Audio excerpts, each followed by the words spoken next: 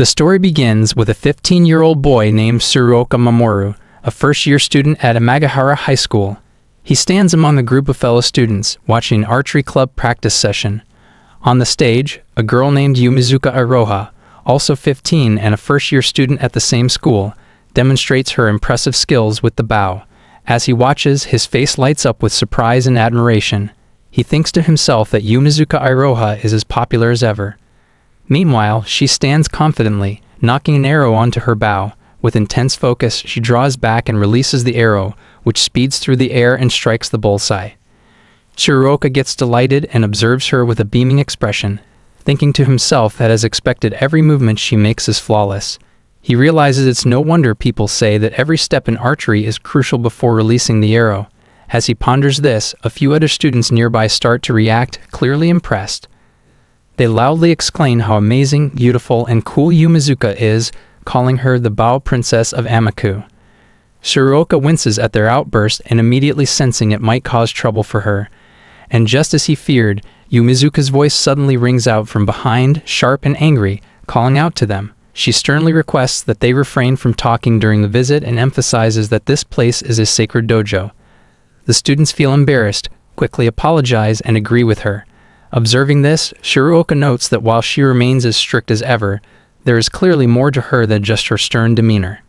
Once the practice session concludes, the students head to their classroom, where the teacher stands at the front and asks them to introduce themselves. Yumizuka stands at her seat with a composed expression and introduces herself. She explains that her family has practiced archery for generations, and she began learning at the age of 4. She casually mentions that she also won the national archery competition in her 3rd year of middle school. With a polite tone, she adds that she sees studying and archery as one and the same, believing that success comes from following proper procedures and practicing consistently. She intends to apply this same mindset to her studies. Concluding her introduction, she warmly says that she is pleased to meet everyone. After hearing her detailed introduction, the other students begin murmuring among themselves. Some remark on her beauty but find her a bit too stubborn, while others say she seems difficult to approach. Meanwhile, the teacher calls on the next student to introduce himself. Tsuruoka, sitting beside her, watches with a look of surprise. Noticing his gaze, she turns to him with a warm smile. She politely says that it seems they are now seat neighbors, and addressing him by name, she adds that she is also pleased to meet him. He is stunned to hear her call him by name, beads of sweat forming on his forehead as he realizes she already remembered it. In that moment, he understands that she isn't just strict, she genuinely cares for others. He thinks to himself that she embodies the qualities of an ideal Japanese woman, and it's precisely this aura that made him fall for her. However, he quickly acknowledges the problem that many others seem to feel the same way about her. After school ends, he rushes out, running through the streets with a worried expression. He nervously mutters to himself that he was delayed and that the archery club's practice might already be over. When he finally reaches the spot, he finds Yumizuka still on the stage, practicing alone. Watching her in secret, he can't help but smile and thinks how dedicated she must be to keep practicing long after everyone else has gone home. He knows the visiting hours are over, but he can't help sneaking a quick peek. Meanwhile, Yumizuka remains focused, holding her bow with ease. As he watches, he recalls that in archery, every shot involves a sequence known as the 8 stages of archery. Only by mastering these 8 movements can one consistently hit the target. Just as he's lost in his thoughts, a song suddenly drifts through the air, catching his attention. As he glances at her bag, he realizes the music is coming from it. He wonders if it's her phone ringing. Despite the interruption, Yumizuka's focus remains unwavering. He is impressed by her level of concentration. The phone rings again, this time with a song called Yuri Pure. Hearing the tune, Tsuruoka, caught off guard, forgets he's trying to stay unnoticed and loudly exclaims that it's a song from an anime for little girls. Realizing he spoke too loudly, he quickly covers his mouth, nervously wondering if she heard him. Suddenly, she turns around, glaring at him with an angry expression. He is taken aback and mutters that she must have heard him. Despite his intrusion, she calmly returns to her practice. He is even more astonished by her composed demeanor and thinks that she moves with almost robotic precision. As she aims her bow at the target, her foot slips, causing her to fall to the ground. Her arrow, released by the sudden motion, flies off and strikes the wall near Tsuruoka. He is shocked to see the arrow so close to him and exclaims that it nearly hit him. Yumizuka, visibly distressed, immediately drops to her knees and begins apologizing through her tears. He is taken aback by her sudden shift from standing to kneeling. With tears in her eyes and a trembling voice, she explains that as the daughter of the head of the Yumizuka clan, such a mistake is unacceptable. She adds that the only way to atone for her mistake is to commit seppuku. She sits on the floor and asks him to wait a moment. Pulling down the upper part of her clothing, she places the bow in her lap. Both of them then settle comfortably on the stairs. Tsuruoka, still confused, asks her if she believes she will crumble if she doesn't follow the proper step-by-step procedure. She politely agrees and explains that she was raised with complete devotion to archery. She has practiced the procedure for archery hundreds of thousands of times. Looking saddened, she adds that this intense focus is why she feels worthless if she deviates from the established method. If her procedure is disrupted, it drives her to despair and makes her lose control. Hearing this, he calmly apologizes, acknowledging that if he hadn't been peeking from the side, this situation might never have occurred. But Tess sadly reassures him that it's not his fault. She explains that the issue stemmed from her forgetting to turn off her phone, and that using Yuri Pure as her ringtone is completely inappropriate for someone devoted to Budo. She calmly adds that now that he has witnessed this lapse and tainted the Yumizuka name, she can no longer stay here. He is taken aback by her response. She explains that her father is extremely strict, which is why she can no longer stay at this school. Hearing this unusual reason, he is shocked and thinks he definitely doesn't want her to transfer schools because of him. He steps forward and assures her that it's okay. He won't tell anyone about what just happened. He promises to keep her weakness a secret and assures her that she doesn't need to transfer.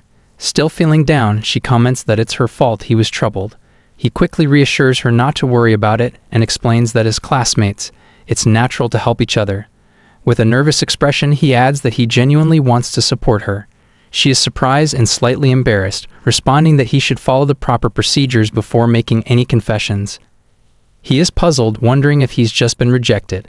Despite his mixed feelings, he reflects that even though his impression of her has changed, the Yumizuka who struggles without a proper procedure is actually quite endearing. The next day, she is once again at the quiet dojo, practicing her archery.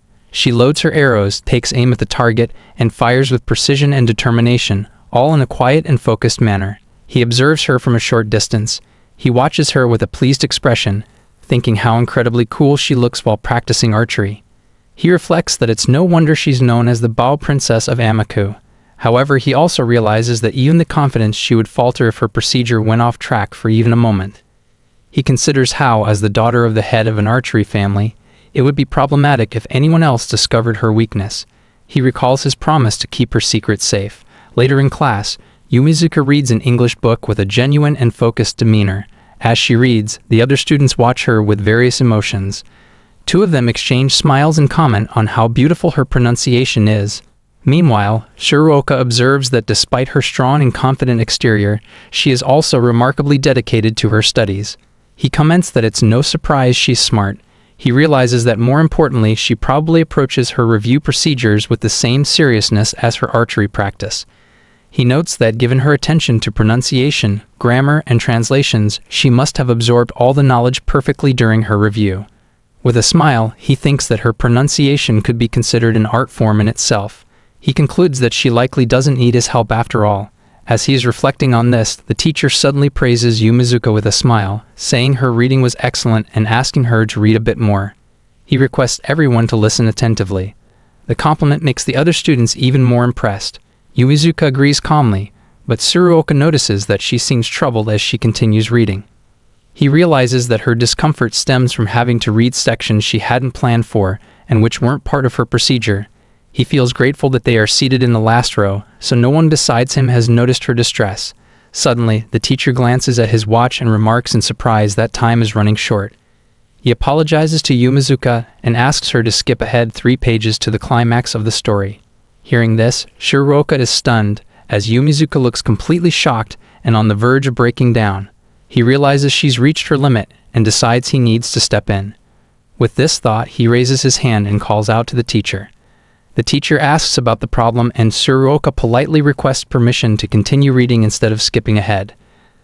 The teacher looks puzzled and asks him if there's a specific reason for his request. At first, he struggles to come up with an answer, but eventually explains that there's nothing wrong. She was reading so smoothly that he thought it would be better if she continued normally. The teacher simply responds that there isn't enough time in class to cover everything. Tsuruoka tries once more to convince the teacher, but his request is denied. The teacher insists that Yumizuka continue reading. Astonished, she appears to be on the verge of breaking down, and Tsuruoka feels as though she is muttering some sort of mysterious incantation.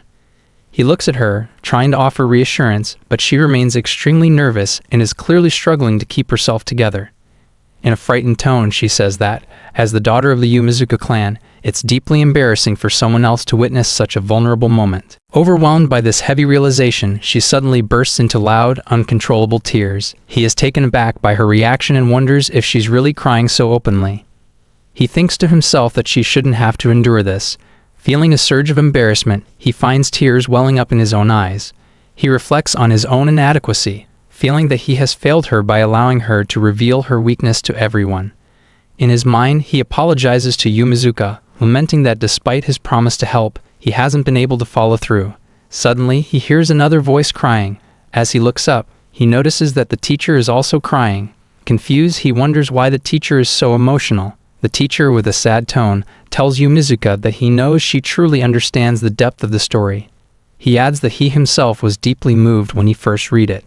He also remarks that choosing this textbook was definitely the right decision. Meanwhile, the other students begin to chat among themselves, expressing their admiration for Yumizuka. They comment that her ability to read English and be moved to tears by the content shows not only her intelligence, but also her saintly compassion. Tsuruoka, surprised by the compliments, reflects that although he doesn't fully understand the situation, it seems that everything has turned out well. The teacher then addresses the entire class, encouraging them to aspire to read English with the same depth of understanding as Yumizuka. Tsuruoka is impressed by her remarkable recovery. After class, he approaches her as they walk outside and quickly apologizes, expressing regret for not being able to help her during the incident. She reassures him that there's no need to apologize, explaining that the issue was due to her own lack of practice, not his actions. With a warm and cheerful smile, she thanks him for keeping his promise to support her. He, puzzled by her reaction, decides that he will simply keep her secret. After a while in class, he approaches her and with a polite tone hands her a book, saying it contains today's diary. She thanks him with a sweet smile and assures him she will submit it once she finishes writing. He nods in agreement. As she walks away, another student, Nakayama, approaches Tsuruoka from behind, holding him with a slightly annoyed expression. He asks him sternly when he became so close to Yumizuka. With a nervous tone, Tsuruoka tries to reassure him that it's just part of his regular duties, nothing more. As he reflects on the past, he realizes that previously, when he handed her the diary, she responded casually. In contrast, her demeanor has significantly changed in their recent interactions. He realizes that the change in Yumizuka's behavior is due to the secrets he has learned about her and the increased closeness that has developed between them despite a few incidents. As he is thinking this over, the teacher enters the classroom and inquires who is responsible for day duty today. Tsuruoka replies that it's him. The teacher then asks him to take the documents back to the data room. Tsuruoka agrees and heads off to complete the task. The teacher then suggests that carrying the documents might be too much for one person, so he and Yumizuka can take them together. Tsuruoka is surprised by this, but they both agree to the plan. Now, he and Yumizuka carry the documents together on their way to the data room. Tsuruoka appears a bit embarrassed, while Yumizuka looks adorable. He nervously thinks that this might be his chance to talk to her normally, but the situation still makes him anxious, and he isn't quite sure what to say. She then turns to him with a polite smile and thanks him for carrying so many documents. He responds with a reassuring smile, saying it's no trouble at all. With a calm heart, he reflects on her that when she wears her usual archery uniform, she appears incredibly stoic, always holding her head high. However, in her school uniform, standing right beside him, he realizes just how small and slender she is. His thoughts unexpectedly shift to her chest, and he casually notes that not every part of her is small. As he's lost in thought, she suddenly calls out to him. He is startled and asks in a worried tone if something is wrong, fearing that she might have overheard his comment. However, she simply informs him that her club activities are about to start and politely asks if they could hurry. He agrees calmly, and they make their way to the data room. Upon entering, he comments on the spaciousness of the room, but is unsure where they should place the documents. She glances at a high spot on the shelf and cutely suggests that the documents should be placed up there. He looks at the spot and realizes it's too high for him to reach. He comments that he can't reach it at all, and she notes that his height seems insufficient. He mentions that there should be a ladder for this task. However, when he searches for it, he can't find it and wonders if someone might have borrowed it. With a serious tone, she comments that they can't afford to search for the ladder now, as she will be late for her club activities. She adds that, as the daughter of the Yumizuka family, she cannot allow that to happen. Hearing this, Shiruoka assures her that if that's the case, she should go ahead to the dojo and leave the task to him. He will handle it. However, she does not agree with his suggestion. She explains that she cannot abandon a task halfway through, as it is against the principles of someone who has devoted themselves to Budo. Confused, Shiruoka asks her what they should do next. With a cute smile, she suggests a good idea. Shiruoka then stands tall, and she climbs onto the shoulder to place the books on the top shelf. He feels embarrassed and wonders if this is really the right thing to do. He is also concerned that he might be the only one who feels this could be a bad idea. Though they might not have much time, being so close makes him uneasy. As he contemplates this, Yumizuka politely asks him to move slightly to the left. When she adjusts her position, her thigh brushes against Shiruoka's face. He is taken aback as he realizes she is clamping her legs to balance herself, causing her thighs to press against his face. When she shifts slightly forward, her chest presses against his head. He is even more astonished, noting that while she is petite, she certainly has a noticeable volume. Suddenly, he halts his thoughts, realizing that their close proximity has made him overlook something important. He notices that Yumizuka's eyes, fixated on the task at hand, reflect the intensity of someone aiming for their target. It dawns on him that she might approach everything with the same focus she uses in archery, becoming completely absorbed and unaware of her surroundings. He also worries that if anyone were to see them in this position, it could be problematic for her. He realizes he needs to address the situation. He calls out to her calmly and straightforwardly asks if she could loosen her legs a bit. She is taken aback by the request and feels a pang of guilt. Tears well up in her eyes as she places her hands on her knees, while still perched on Shiruoka's shoulder, apologizing politely. As she adjusts herself, Shiruoka is even more astonished, as her chest now presses directly against his face. In his shock, he shifts his body, causing her to lose her balance. She remarks that she can't stay steady. As they both topple, they fall to the floor, with Shiruoka sprawled out and Yumizuka sitting on his head, her legs stretched out. She anxiously asks if he's all right, but Shiruoka is stunned to find himself positioned directly between her legs. Noticing this, Yumizuka's face turns pale, and she urgently commands him to close his eyes. At that moment, Shiruoka is completely embarrassed, his face flushing with shame, and he can't manage to say a word. In this instance, he uncovers yet another secret about Yumizuka. Afterwards, they head outside for cleaning. The teacher instructs everyone to move to their designated areas and start tidying up. Shiruoka and Yumizuka find themselves together once more. They carry the bin between them, heading calmly to dispose of the trash. With a smile, Yumizuka apologizes for making him come along to take out the trash.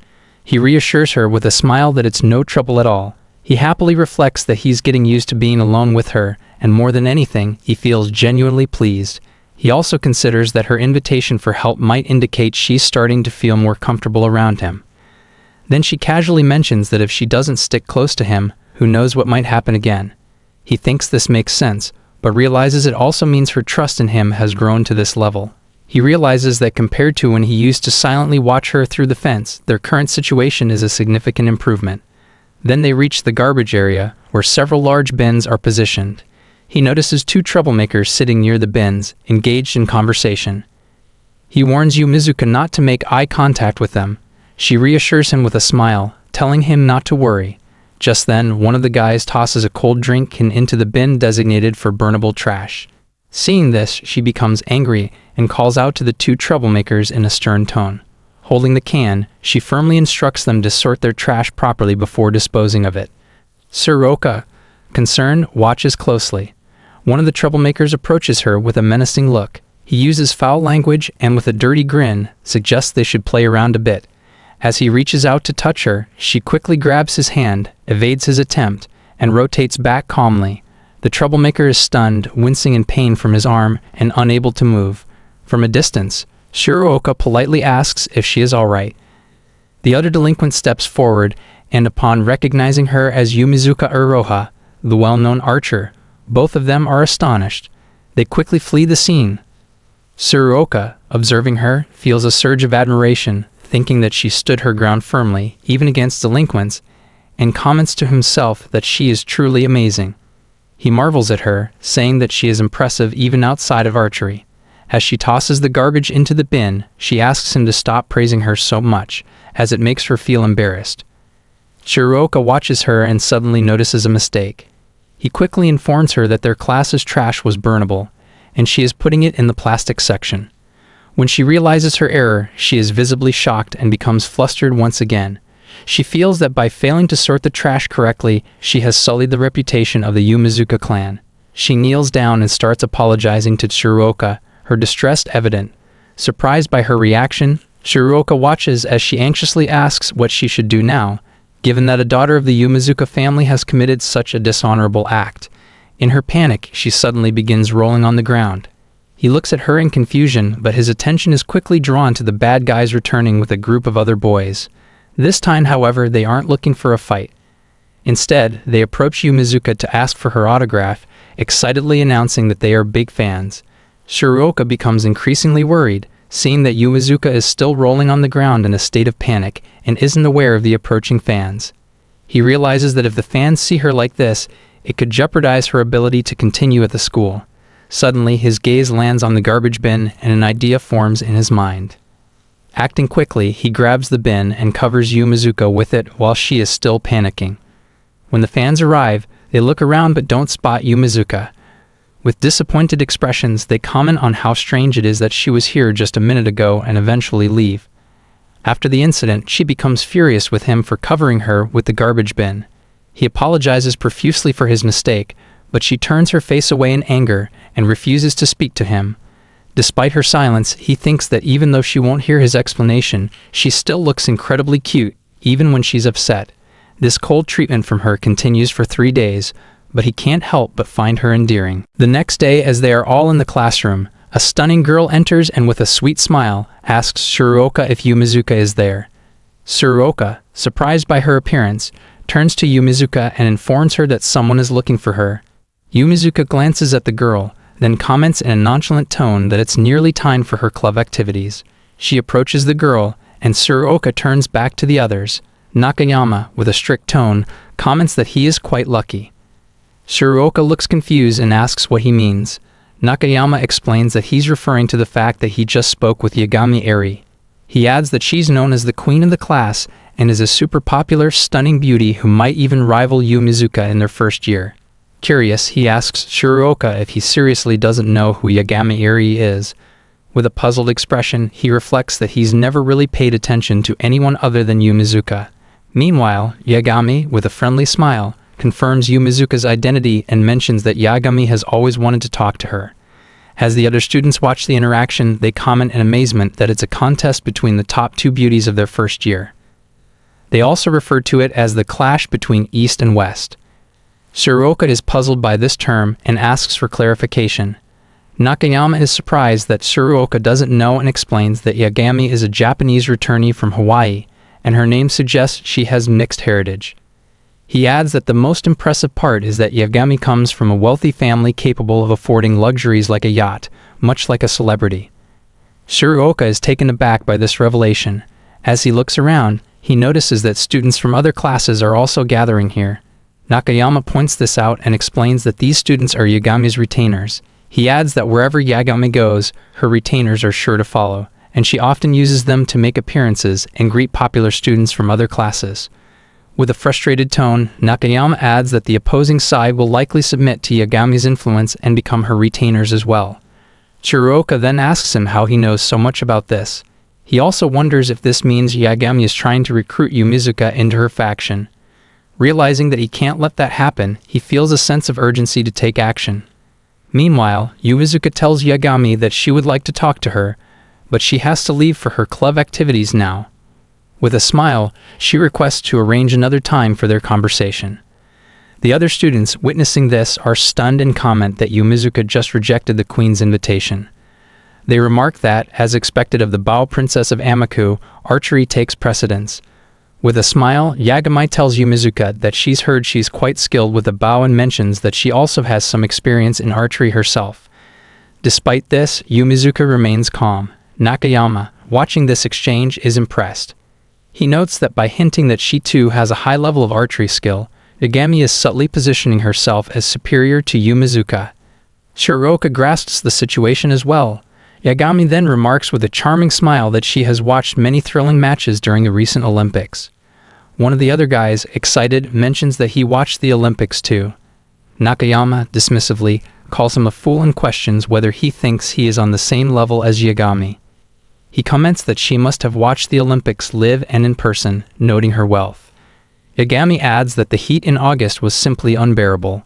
Shiroka, however, is taken aback. He realizes something feels off because the last Olympics were held in the southern hemisphere, where August would have been winter. He doesn't want to suspect her, but he realizes that someone who is called a queen might not have attended the event as claimed. He considers pointing out the discrepancy but worries about embarrassing her in front of her retainers. Instead, he decides to handle the situation more discreetly. Concerned for her dignity, Shiroka types a message on his phone and shows it to Yagami. At first, Yagami is confused, but as she reads the message, she becomes embarrassed upon realizing that Shiroka has caught her in a lie. She announces to everyone that it's time for her afternoon tea and bids Yumizuka farewell with a sweet smile before leaving. Her retainers follow her closely behind. Observing this, Nakayama remarks that Yagami even has afternoon tea like a celebrity. As she departs, Shiroka watches with confusion, wondering what to make of the situation. Meanwhile, Yumizuka informs him in a calm tone that it's time for her to head to her club. As she walks away, Shiroka steps outside, thinking he needs to head to the archery field as well. Suddenly, he hears someone calling his name. Turning around, he is surprised to see Yagami standing there. He wonders why she is calling him over. As he approaches her, Yagami, with a flushed face, tells him she has something to say. He feels a bit awkward about the situation. She then demands to know his intentions with a stern tone. Shiroka, still confused, asks what she means. She sharply orders him not to play dumb, insisting that she knows he saw through her entire facade and must have something else on his mind.